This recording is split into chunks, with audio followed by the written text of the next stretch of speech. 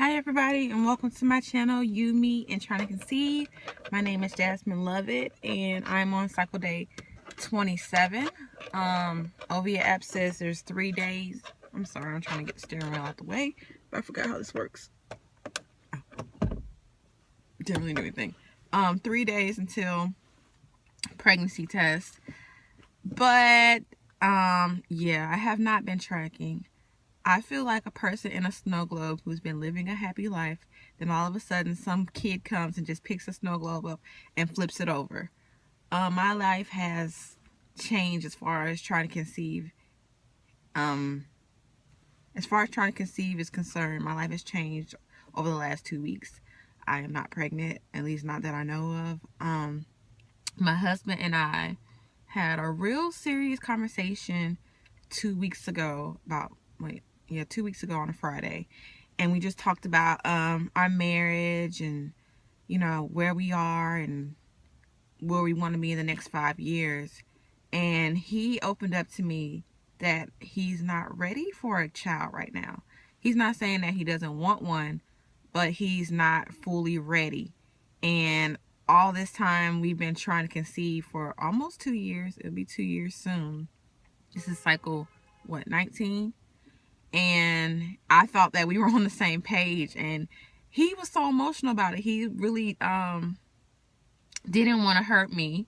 He said he wants a baby, but right now he doesn't know if it's the right time. He doesn't know if it's the right time financially. He doesn't know if he wants to be at the job he's at forever. So if he quits, like, where will we have insurance? Because my job doesn't provide insurance because of the kind of job I have to, get my own insurance. So he has the insurance for both of us. And he's like, he would feel trapped right where he is. And without going too much into our, personal life or business, I feel like our marriage is more important than trying to conceive. And actually, when he said that, it kind of took a big weight off of me. I don't feel like I need to track and all that stuff. And I asked him, I said, well, babe, do you want me to get on birth control? And he's like, well, no, I don't want you to do that. But I just don't want to be actively trying to make, yeah.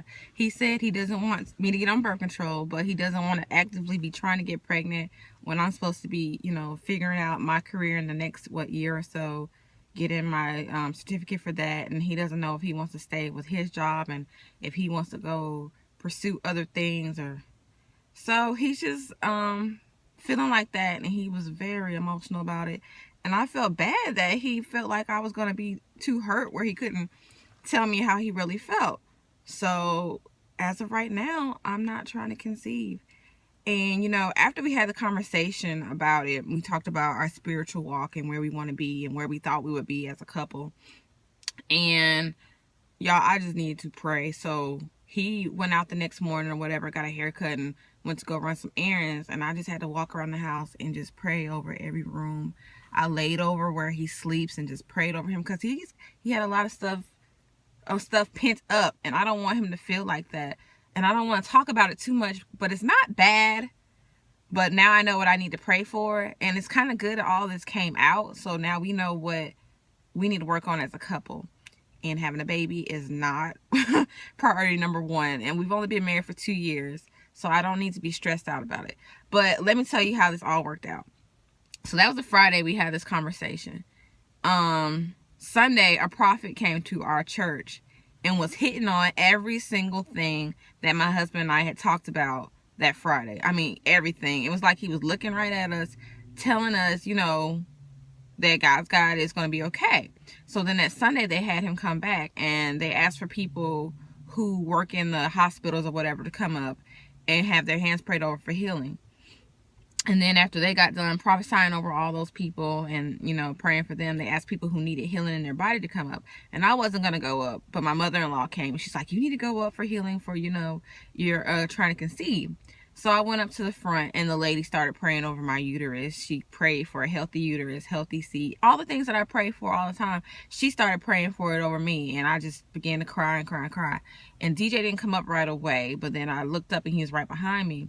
And this couple came to us, and they said that we don't know what it is, but God told us we need to cover you as a couple. It's an older couple at our church. They're not old, but, they're older than us. And they said they're going to start, covering us and, you know, having lunch with us and meeting up with us and stuff like that, just talking to us about things we need to be doing as a couple as far as with our relationship with God and all that stuff. And they begin to prophesy over our relationship and over us, saying that we were going to, you know, bring a lot of people to God, and we were going to mentor a lot of people to about marriage and stuff like that. And then his wife pulls me to the side and she's like, I know you want to get pregnant.